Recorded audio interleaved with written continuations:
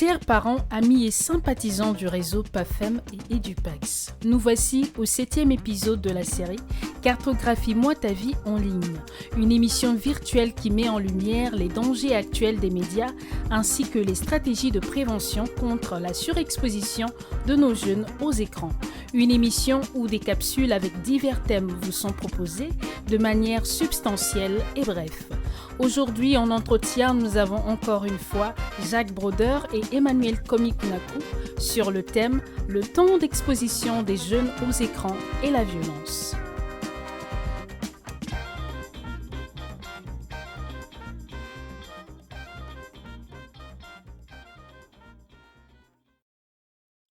Bonjour Jacques. Je suis encore très content de te recevoir ce soir. Ça fait plus de 3 mois que toi et moi sommes embarqués dans ce voyage, dans ce combat de la surexposition des jeunes aux écrans. Et chemin faisant, nous avons ensemble élaboré cette émission que nous avons appelée « Cartographie-moi ta vie en ligne ». Et nous avons passé en revue quelques thématiques et depuis 3 séances, on échange sur la violence dans les jeux vidéo pour enfants et jeunes. Et la semaine dernière, tu nous as entretenus sur cette violence, sur les origines de cette violence et beaucoup d'études qui ont été faites. J'ai retenu dans tout ce que tu avais dit 3 éléments essentiels. D'abord, qu'en 2001, il y avait eu un premier sondage au Canada qui a montré que l'exposition des enfants aux écrans et aux jeux violents les conduisent inéluctablement vers des actions ou des actes aussi violents. Et parmi ces recherches récentes, nous citerons celle de la professeure Linda Pagani et de Caroline Patrick de l'Université de Montréal en 2016, qui ont fait une étude remarquable dans laquelle elles ressortent que les enfants exposés aux écrans avant 3 ans développent des comportements de victimisation et de dysfonctionnement social. Victimisation dans la mesure où ils vivent ce qu'ils voient à la télévision, ce qu'ils voient à l'écran, et ils croient pouvoir vivre comme cela se doit. À partir du moment où ils se décartent un peu des normes de la télévision, ils commencent à se victimiser. Et là, c'est un problème essentiel sur lequel nous avons parlé et nous continuerons à parler afin que nos enfants puissent comprendre les dangers qu'ils courent en s'exposant aux écrans à tous les niveaux. Et là, dans cette exposition, il ressort que les enfants qui s'exposent aux écrans sont dans une position de désensibilisation. La désensibilisation, autrement dit, qui ne sont plus sensibles. Ils n'ont plus de l'empathie. À partir du moment où ils sont exposés aux films violents, ils finissent toujours par développer des comportements de désintérêt vis-à-vis du voisin, vis-à-vis de leurs collègues et même de la société.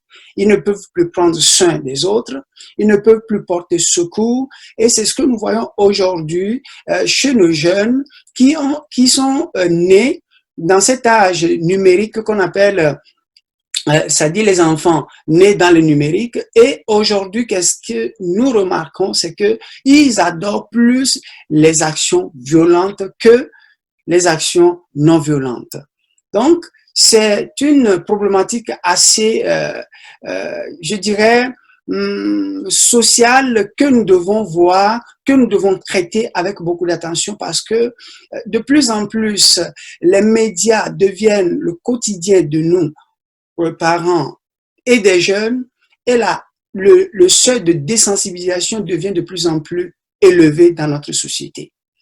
Et aussi, il y a d'autres études qui ont été faites et j'ai choisi celle du professeur Uyata Kawazima, voilà, qui a fait cette étude aussi à partir de laquelle il fait ressortir que les enfants qui s'exposent aux écrans et aux jeux violents développent, je dirais, rencontrent des problèmes sur le plan émotionnel et cognitif. Donc, il y a plus de stimulation neurologique, il y a moins de contrôle des émotions, des impulsions, du jugement et des apprentissages. Autrement dit, lorsqu'ils s'exposent aux écrans, et tu l'avais dit la fois passée, plus ils s'exposent, plus l'image s'installe sur leur cerveau, c'est-à-dire dans les neurones, moins ils ont cette capacité d'aller étudier parce que d'abord, très tôt, le matin, lorsqu'ils commencent à s'exposer, le cerveau devient fatigué et ne peut plus apprendre. Et l'impulsion, effectivement, plus les enfants sont exposés aux écrans et aux jeux violents, ils finissent toujours par développer les mêmes comportements. Et moi, j'en ai déjà vu, je vois avec mes enfants, surtout le tout petit, lorsqu'on le laisse devant l'écran, je l'ai souvent dit, quelque temps après, on commence à observer un changement radical dans ses actions. Et il est important justement qu'à partir de ces signaux-là, qu'on sache en tant que parent que plus les enfants s'exposent aux écrans, plus ils développent des comportements antisociaux, des comportements de désensibilisation qui, tôt ou tard, finissent par impacter son quotidien, impacter ses relations et impacter son développement normal et émotionnel. Alors, aussi ici, j'ai retenu cette image. La question que tu as posée aux jeunes, les jeux vidéo aident-ils à se défouler? Nous voyons ici que le jeune homme, il est devant l'écran avec les manettes de jeux vidéo en main, mais ses deux mains sont liées. Les images valent mieux, une image vaut mieux que 1000 mots. Et là, automatiquement, comme tu le disais la fois passée, les jeunes sont le plus souvent pensifs, se posent des questions sur leur relation aux jeux vidéo, sur leur relation aux médias et aux écrans. Et il faut dire au public, il faut dire aux internautes, il faut dire aux parents effectivement que lorsque nous adorons les écrans, nous laissons les écrans devant les enfants. Oui, avec cette intuition dit, mais tiens, avec les écrans, ils apprennent mieux. Ils font plutôt mal aux enfants. On ne défend pas l'usage des écrans, on ne défend pas l'utilisation des écrans, mais si cette utilisation n'est pas contrôlée, ça va se retourner contre les enfants. À partir du moment où les enfants ne sont pas en bonne santé, la famille n'est pas en bonne santé. Et ce soir, Jacques, nous avons dit qu'il faut continuer à travailler sur cette problématique de violence dans les jeux vidéo pour enfants et jeunes. Et je vais tout de suite te laisser la parole afin que tu continues si tu as des commentaires à faire sur ce que j'ai présenté. Tu es libre de le faire parce que ça t'appartient. Merci, Jacques. Dans tout ce que Komi Kunaku vient de nous expliquer, on a entendu utiliser le mot victimisation et on a entendu prononcer le mot désensibilisation. Ce sont des mots qu'on n'entend pas tous les jours. Il y a un mot qu'on entend, lui, plus souvent tous les jours et qu'on peut retenir et l'appliquer durant les 4 diapositives que Komi vient de nous présenter, c'est le mot désintérêt. Pour un papa ou pour une maman d'un enfant de 12 ans, 13 ans, qui arrive en secondaire 1, secondaire 2e année, il y a 5 années à faire dans le secondaire, quand en première et 2e année du secondaire, notre ado perd l'intérêt pour les choses scolaires, mes chers amis, être papa devient un cauchemar. Et plus l'enfant a passé de temps à s'amuser sur les écrans, je parle bien d'amusement, de divertissement, plus il a passé de temps à s'amuser sur les écrans, moins la chose scolaire lui apparaît utile ou intéressante. Alors, c'est normal qu'en arrivant en 3e secondaire, la chose dont il rêve, c'est quitter l'école. Et ça contribue, mes chers amis, que ça plaise ou pas, ça contribue à l'abandon scolaire. On a plus du quart des enfants masculins et féminins qui quittent l'école avant l'arrivée au secondaire 5, avant l'arrivée à leur premier diplôme.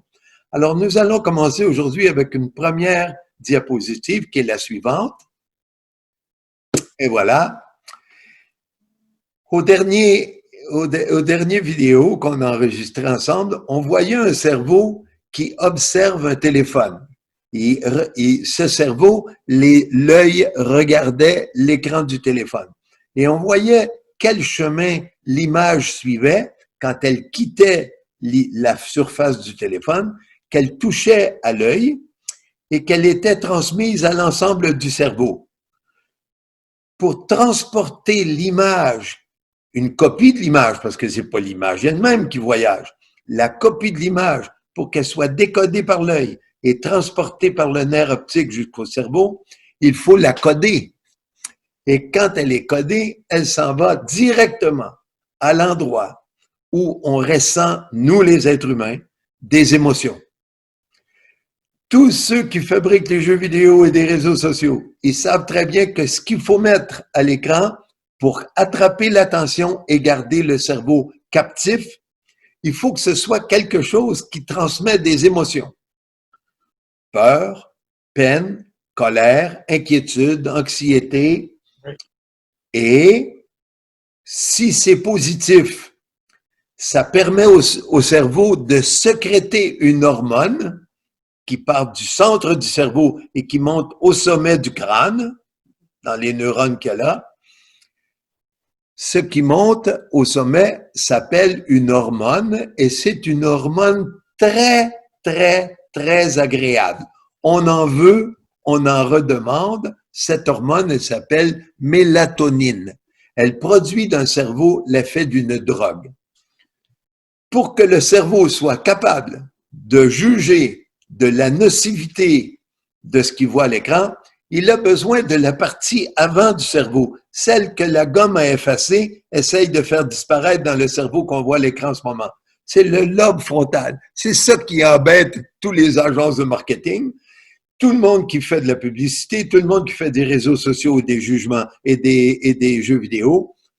Ce qui les embête, c'est ce sacré lobe frontal où se trouve tout ce qu'il faut pour avoir un jugement critique. Alors, commis, cette image que tu vois devant nous, quand tu vas rencontrer des enfants africains, européens ou asiatiques ou nord-américains, ce lobe frontal, il faut le stimuler. Il faut lui donner du courage, de la concentration pour qu'il soit capable de se rendre compte de ce que l'image fait à l'ensemble de son cerveau. Et quelle est la partie du cerveau qui peut repérer le dommage? Le lobe frontal, où se trouve le jugement critique et où aussi on peut développer, on l'a fait, on peut développer l'empathie, la compassion et l'entraide. Empathie, compassion, entraide, 3 compétences indispensables dans le système éducatif de tous les pays du monde au 21e siècle. Diapo. Je montre à tous nos amis, parce qu'on est dans le chapitre évidemment sur la violence, je montre des caractéristiques de données scientifiques recueillies par Statistique Canada. C'est donc des données pour le Canada. Et on voit sur la ligne horizontale du bas l'âge des citoyens canadiens ou des citoyennes canadiennes. Et le plus jeune est de 3 ans et le plus vieux de 89 ans, 9 ans. On voit à quel âge il y a le plus d'actes criminels commis ou compilés, en tout cas, compilés, répertoriés. Et on voit que c'est à 18 ans qu'il y en a le plus. À partir de 18 ans, ça diminue graduellement. Nous, dans les écoles, on travaille avec des pré-ados et des ados. Ils ont 11, 12, 13, 14, 15 et 16 ans. Comme vous voyez, ce sont des âges qui se situent avant l'âge de 18 ans. Tout ce qu'on fait avec des ados et des pré-ados, c'est les préparer à ce que l'arrivée à 18 ans ne les situe pas dans la colonne des 18 ans qu'on voit à l'écran. Et ces crimes, ils sont commis, qu'on le veuille ou non, ce sont les données statistiques qui sont répertoriées. Nous, on ne fait pas des cours de morale. On fait des cours pour donner aux jeunes le pouvoir de connaître, le pouvoir de contrôler sa consommation médiatique. Et si on sait qu'après en avoir vu beaucoup, il est plus porté à en commettre, si on sait qu'après en avoir vu beaucoup, quand il était tout petit, à 0, 1 an, 2 ans, 3 ans, si on sait que ça le prépare à devenir victime, ben nous, on leur fournit à 11, 12, 13, 14 et 15 ans ce qu'il faut pour qu'ils se rendent compte de cet impact-là, de ce qu'ils ont vu de violent à la télé. Ce qu'on voit de violent, c'est pas toujours des coups de fusil et de la mitraillette et des têtes tranchées, hein. Ça peut rien qu'être des mots de vocabulaire cruels prononcés entre les personnages. Et la plupart des personnages qui jouent dans ces films, la plupart des acteurs qui jouent dans ces films et qui prononcent ces choses horribles à leurs femmes ou à leurs enfants, chez eux, ils prononcent jamais ces mots-là. Ils sont payés dans le film pour prononcer ces paroles-là, et quand tu les entends une fois, 10 fois, 100 fois, 1000 fois, ça finit par faire un impact, et cet impact consiste à te rendre incapable de voir ce qui est dramatique et qui est prononcé à côté de toi tous les jours dans ton école. Diapo. Je vous apporte, mes chers amis, une statistique très, très, très rarement présentée par les criminologues. Pourtant, les criminologues la connaissent. En 2006, le professeur Ron Melchers, professeur de criminologie à l'Université d'Ottawa, nous apprend, en regardant les statistiques sur le crime, que les crimes contre la propriété n'ont jamais été aussi bas. Crimes contre la propriété. Voler une voiture, voler un vélo, etc. Contre des objets, jamais aussi bas. Par contre, les crimes contre les personnes n'ont jamais été aussi hauts. La même année, 2006. Et qui en a commis le plus de ces crimes contre les personnes? C'est pas les vieillards. Ils en ont commis des vieillards des crimes. Les vieux hommes, les vieilles femmes, elles ont commis des crimes. Les hommes matures de 45, ils ont commis des crimes. Mais le groupe d'âge où il s'en est commis le plus, c'est le groupe d'âge des jeunes, de 13 à 25 ans.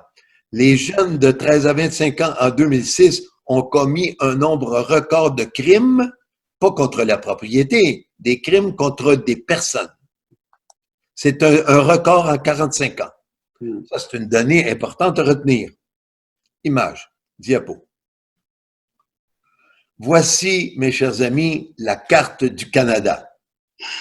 Et on a coloré en orangé foncé et en orangé prononcé, une couleur différente pour les différentes régions du Québec et du Canada, selon le nombre de crimes. Si je regarde la carte que j'ai devant moi, comme vous, la même carte que vous voyez que la colonne à l'extrême droite, orangée, ce sont des provinces maritimes, et la partie qui occupe le plus de surface, c'est le Labrador et Terre-Neuve. Un petit peu plus bas, Nouvelle-Écosse, Nouveau-Brunswick. Et quand on arrive dans le jaune pâle, on est chez nous au Québec. Oui. Juste à côté, on a la province voisine la plus riche au Canada avant l'arrivée du pétrole en Alberta. C'était la province la plus riche, la plus industrialisée, l'Ontario.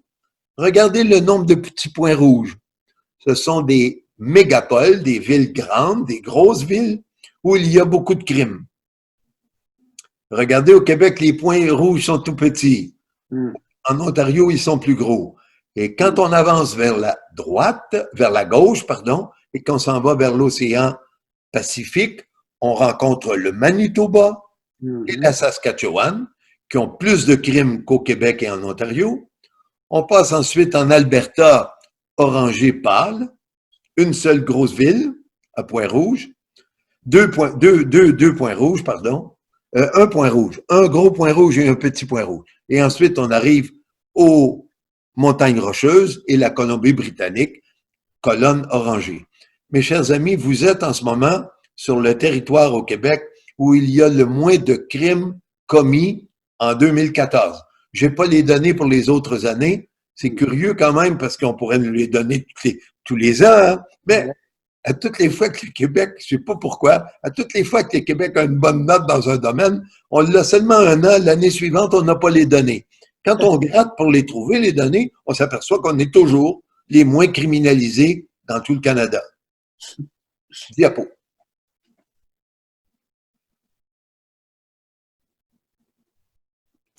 Voici, mes chers amis, un homme que j'ai connu en 1998 à Montréal. Un gars qui avait enseigné la psychologie à West Point, là où on forme les cadres de l'armée des États-Unis. Il avait travaillé là-bas pendant 25 ans. Il s'apprêtait à prendre sa retraite. David Grossman. C'est lui qui a fondé, dès sa prise de retraite, une association qui s'est appelée Killology Research Group, un groupe de recherche sur l'assassinat.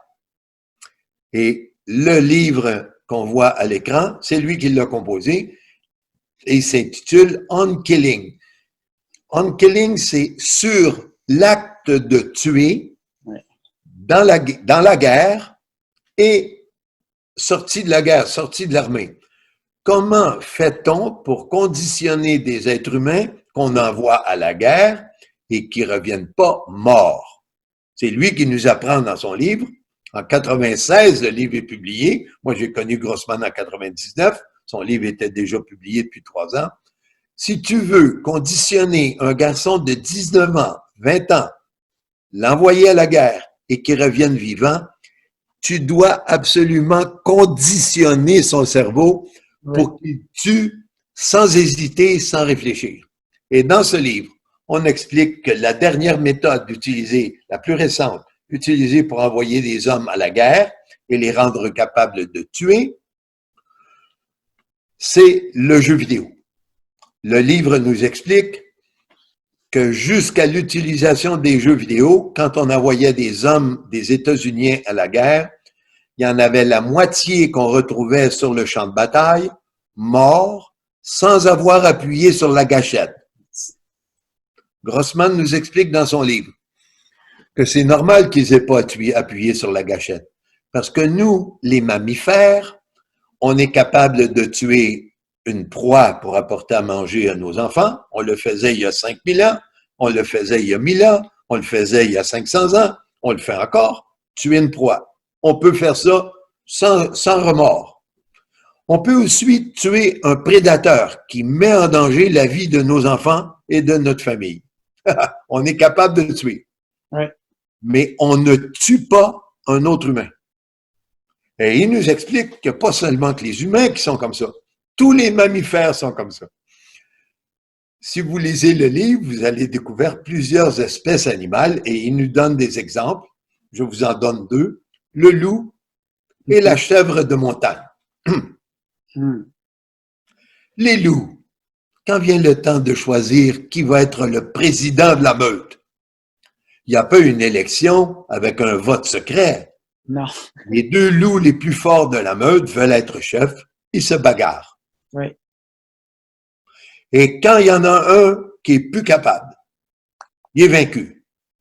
Il se couche sur le dos. Le vaincu se couche sur le dos, lève sa tête et tend sa gorge au vainqueur. Le loup vainqueur pourrait tuer celui qui est vaincu. Il ouvre sa gueule et il l'enfonce sur la gorge tendue du vaincu. S'il fermait sa gueule avec les crocs qu'il a en haut et en bas de sa mâchoire, il tuerait le pauvre gars. Il ne le fait pas. Il ne le fait pas. Il retire sa gueule, le vaincu se lève, il n'est pas très content, le vaincu, il n'est pas très content. Mais lui et ses copains, ceux qui le préféraient à l'autre, ils quittent la meute sans crier, sans se voir de bêtises et de sobriquets pour le reste de la meute. C'est silence. Ils quittent la meute et ils vont fonder une nouvelle meute quelque part ailleurs avec le nouveau chef.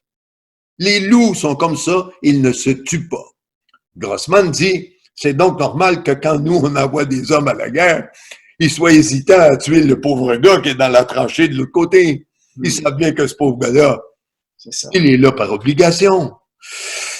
Il nous donne un autre exemple, les chèvres de montagne. Vous les avez déjà vus à la télé, ils se regardent à peu près une dizaine de mètres de distance, face à face, avec leurs sabots de pattes de devant. Ils envoient de la poussière sur leur ventre. Et ils se préparent à l'affrontement. Et là, tout à coup, ils démarrent tous les deux, ensemble. Ils sont d'accord. Et ils se frappent tête à tête. Pouf! S'il fallait que ce soit ma tête ou ta tête, tu perdrais conscience immédiatement. Non, eux, ils tombent pas. Ils se replacent, ils reprennent leur distance et ils recommencent. Et quand il y en a un des deux qui tombe au sol, le gagnant, avec ses cornes, il est capable de pencher sa tête et avec le pointu de sa corne, ouvrir le flanc du vaincu. Il le fait avec des proies, il le fait avec des prédateurs, il le fait pas avec un semblable. Alors Grossman nous dit, pour rendre un homme capable de tuer son semblable, il faut le conditionner. Il faut pas rien que lui montrer à tirer avec précision. Il faut que son cerveau soit capable de tirer sans remords, sans hésitation, sans réfléchir. Et Grossman nous explique, professeur de psychologie, hein, c'est pas un débutant, c'est pas un amateur. Il nous explique que le jeu Doom, D-O-O-M, a été utilisé pendant 10 ans avec un contrat aux fournisseurs de jeux pour qu'ils ne commercialisent pas le jeu dans le reste de la population. Mais au bout des 10 ans, Doom a vendu des jeux vidéo. Et pendant que Doom vendait des jeux vidéo à l'armée canadienne, à l'armée américaine, pardon, l'armée états-unienne, il fabriquait des nouveaux jeux violents qui donnaient le même résultat. David Grossman, son livre On Killing, le coût psychologique d'apprendre à tuer à la guerre et dans la société. Diapo. Grossman nous explique que le conditionnement existait avant l'arrivée des jeux vidéo. Tout à fait. Il nous explique que Pavlov, le fameux Russe connu dans l'histoire du monde entier, s'était aperçu que quand il appelait son chien pour venir manger, son chien arrivait en haletant et en salivant. Oui. Il se disait, mais qu'est-ce qui est arrivé? Les premières fois que je lui donnais à manger, ce chien-là, pendant un mois, il arrivait et il découvrait qu'il y avait de la nourriture et il la mangeait. Maintenant, dès que je sonne la cloche pour dire que le repas est prêt, il arrive en salivant. Alors, il cache la nourriture. Il fait juste sonner la cloche. Le chien arrive. Il cherche partout, il trouve pas de viande. Il trouve pas de nourriture. Et il salive. Oui. Et c'est là que Pavlov a permis à l'être humain de découvrir, à l'ensemble de l'humanité, de découvrir le conditionnement.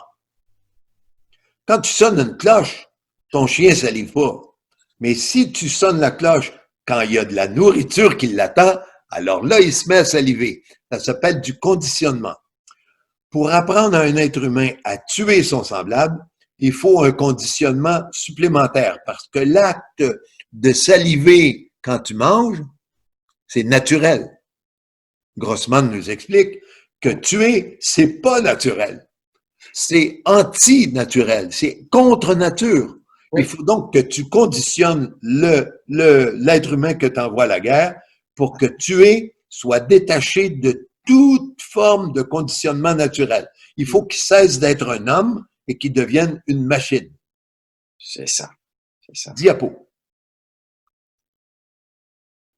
Et c'est là que Grossman a publié, quelques années, son 3e livre, « Cessez d'apprendre à nos enfants à tuer Stop Teaching Our Kids to Kill. Il a produit ça, il a écrit ça, co-auteur avec Gloria De Gaetano, une experte en éducation et en psychologie aux États-Unis.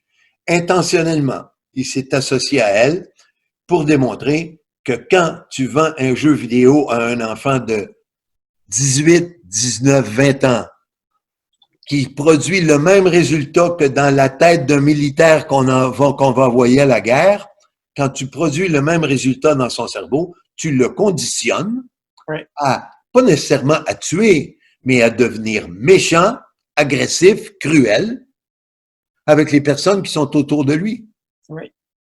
Le jeu vidéo qui conditionne à tuer dans l'armée des États-Unis, quand tu le vends à 18 ans, c'est écrit sur le boîtier M, la lettre M, qui veut dire mature. Quand tu vends un jeu vidéo, tu l'achètes aux États-Unis ou au Canada, il y a toujours la lettre M. Tu demandes à des gens qu'est-ce que ça veut dire, ils ne savent pas. Non. Mature, ça veut dire pour 18 ans et plus. Pourquoi? Parce que grâce à des gens comme Grossman et Madame De Gaetano, les compagnies de jeux vidéo, elles ont honte de vendre à un enfant de 14 ans un jeu qui conditionne à tuer et à être fier. Comme ils ont honte, ils mettent sur le boîtier M, mais ils expliquent très rarement qu'est-ce que ça veut dire. Oui, tout à ça veut dire pour 18 ans et plus. Pourquoi 18 ans et plus? Parce que 18 ans et plus, ton cerveau a plus de chances, il n'est pas nécessairement capable, mais il a plus de chances de pouvoir discerner si ce qu'il fait ou ce qu'il va faire est sain, normal, acceptable. Avant 18 ans, 13 ans, 12 ans, 11 ans, laisser jouer à un jeu vidéo qui conditionne à tuer, c'est faire jouer un enfant qui n'a pas la maîtrise de son cerveau, qui n'a pas de jugement critique sur ce qu'il va faire et le rendre capable de commettre l'irréparable. L'irréparable, ça veut dire qu'une fois que tu l'as fait, tu ne peux pas le refaire.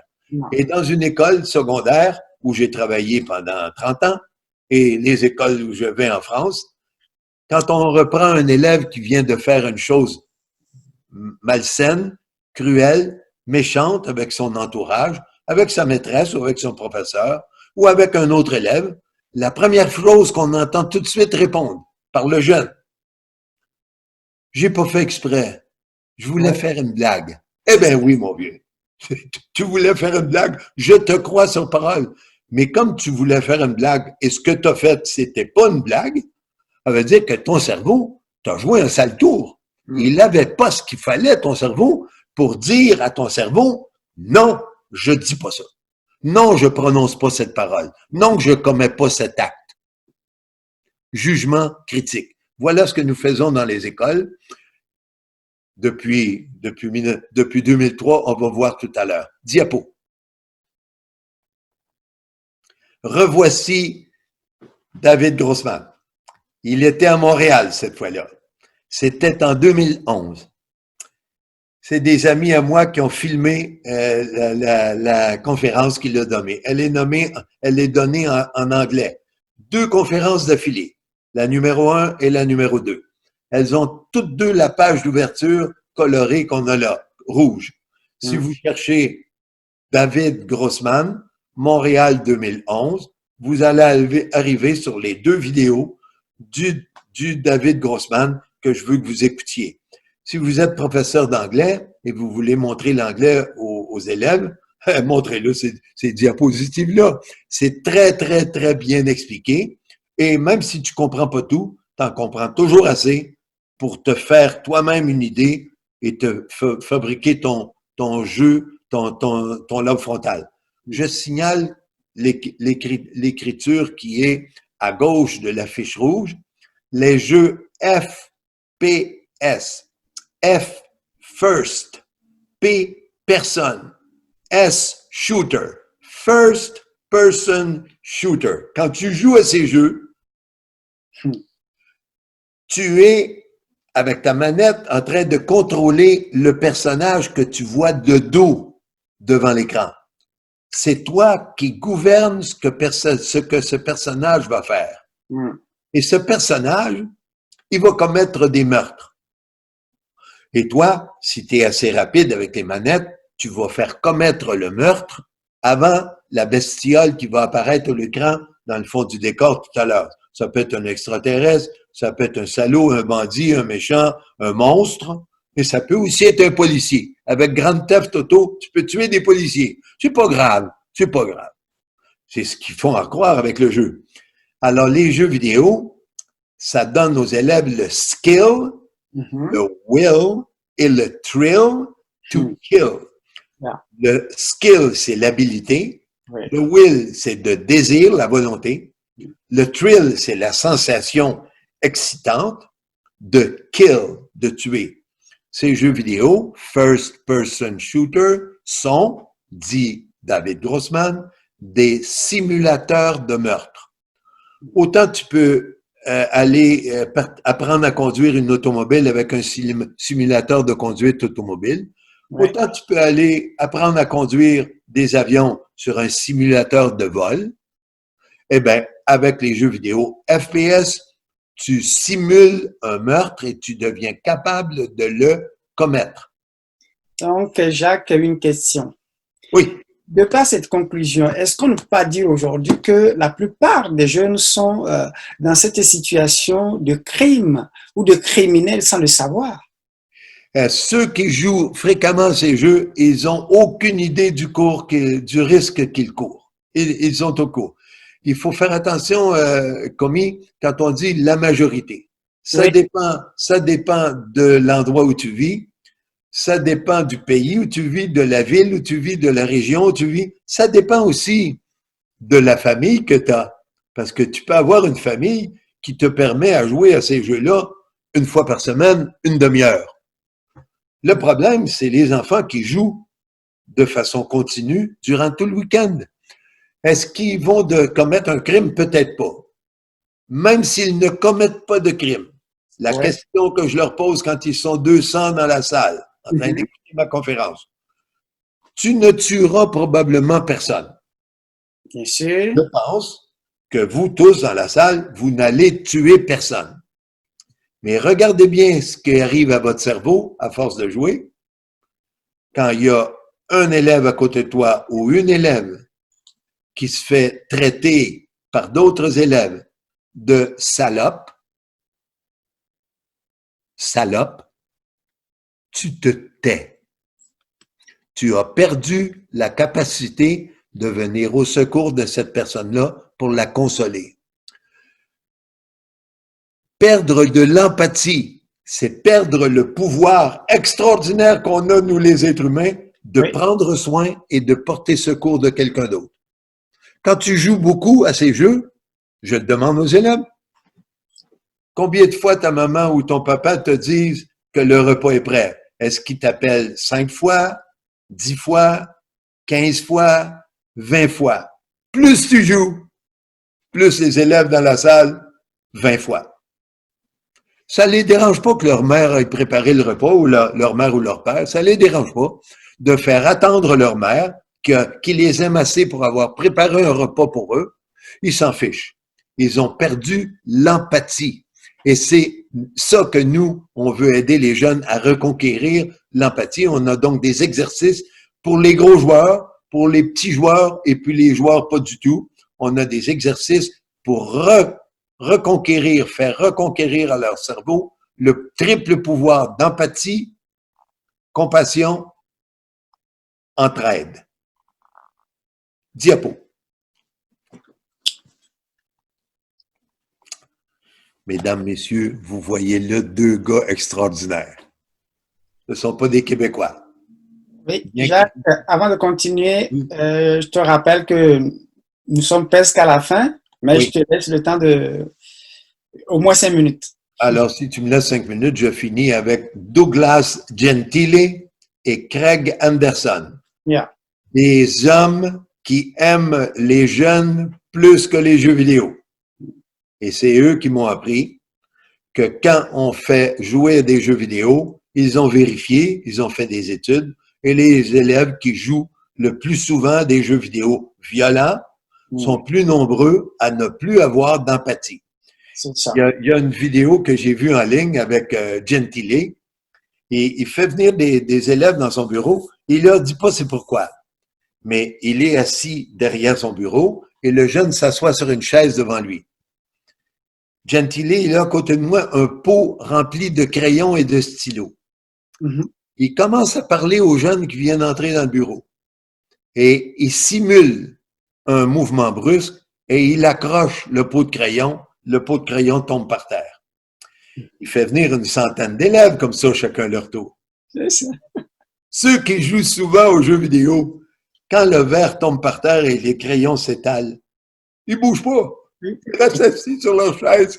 Exactement. Alors que ceux qui ne jouent pas aux jeux vidéo, t'as pas besoin de leur demander, hein. Ils sont tout de suite à genoux puis ils ramassent les crayons pour aider au professeur qui vient de faire une erreur.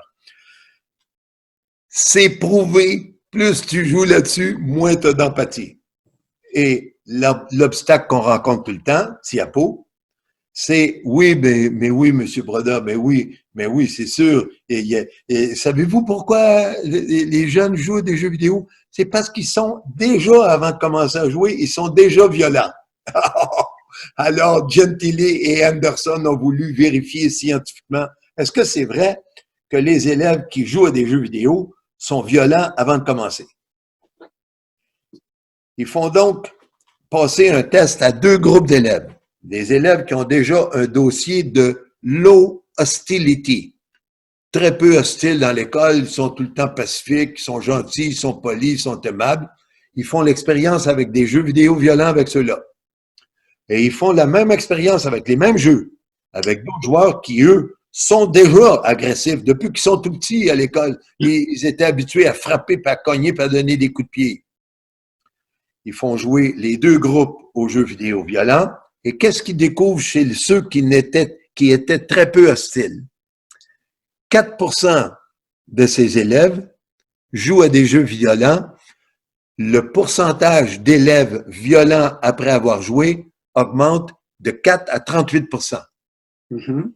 Ils font ensuite la même expérience avec des élèves hostiles. Ils sont 28% d'élèves dans l'école où on a fait l'expérience, dans les collèges où on a fait l'expérience. Ils sont 28% hostiles.